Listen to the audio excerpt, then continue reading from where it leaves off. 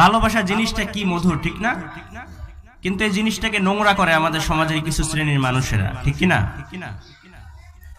এই ভালোবাসা এটা জান্নাত থেকে এসেছে। আদম এবং হাওয়া আলাইহিস সালামের মাধ্যমে আল্লাহ পাক রব্বুল আলামিন যে ভালোবাসার নজির স্থাপন করলেন সেটা আজ অবধি চলমান।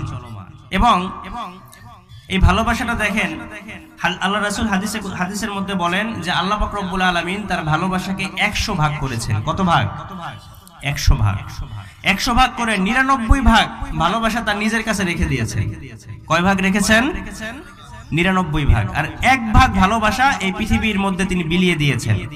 কয় ভাগ বিলিয়েছেন? 1 ভাগের এত পাওয়ার, 1 ভাগের এত পাওয়ার। এই 1 ভাগের ঠেলায় একজন আরেকজনের প্রেমে গলায় দড়ি দেয়, আছে না নাই? প্রেমিক প্রেমিকারা না পাইয়া সেকা খেয়ে এরপরে গলায় দড়ি দেয়, এরকম আছে না? 1 ভাগের এত পাওয়ার। শুধু মানুষ না, জীব জন্তুর মধ্যেও ভালোবাসা আছে না? একটা মুরগির বাচ্চা, ডিম ফুটে বাচ্চা বের হয়েছে, আপনি সেই বাচ্চাটাকে যদি ধরতে যান, ওর মা জানে যে ও আপনার সাথে পারবে না, কিন্তু তারপরও আপনার দিকে এমন ভাবে দৌড়ে আসে, এমন ভাবে ঠোকর মারে, এটা কি ভালোবাসার টান? কথা বলেন ঠিক কিনা? তাহলে 1 ভাগের এত পাওয়ার। এই লক্ষ কোটি হাজার কোটি মানুষের মধ্যে আল্লাহ 1 ভাগ ভালোবাসা দিয়েছেন। এই 1 ভাগের পাওয়ারে তো আমরা টিকতে পারিনি। তাইলে বাকি 99 ভাগ যার কাছে আছে তার ভালোবাসা কম না বেশি? আলহামদুলিল্লাহ বলেন। তো আমাদের ভালোবাসা সারা বছর মায়ের জন্য, বাবার জন্য, সন্তানের জন্য, স্ত্রীর জন্য, আমাদের সবার জন্য ভালোবাসা আছে না নাই? এজন্য এগুলোর মধ্যে আমরা পড়তে চাই না, এগুলো বলতেও চাই না। এই ভ্যালেন্টাইন্স ডে এটা কোনো মুসলমানদের সংস্কৃতি নয়, ঠিক কিনা বলেন?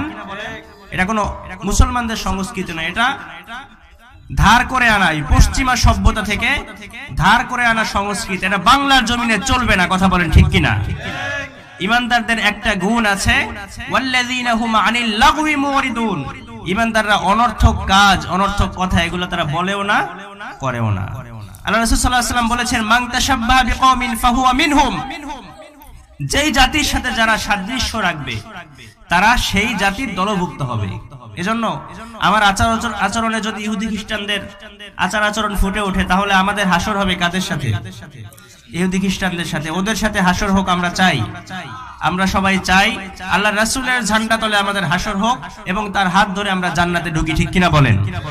এজন্য যুবক ভাইয়েরা যারা চিন্তা করছো কালকে তো শবে বরাত, তাহলে সকাল থেকে ভালোবাসা দিবস পালন করে এরপরে রাতে শবে বরাতে আল্লাহর কাছে কাঁদতে কেটে সব মাপ চেয়ে ফেলাম, এরকম আছে না নাই?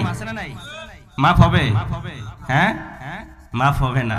এজন্য আল্লাহ পাক রব্বুল আলামিন এই বিশ্ব বেহায়া দিবস থেকে আমাদেরকে হেফাজত করুন, সবাই বলেন আমিন।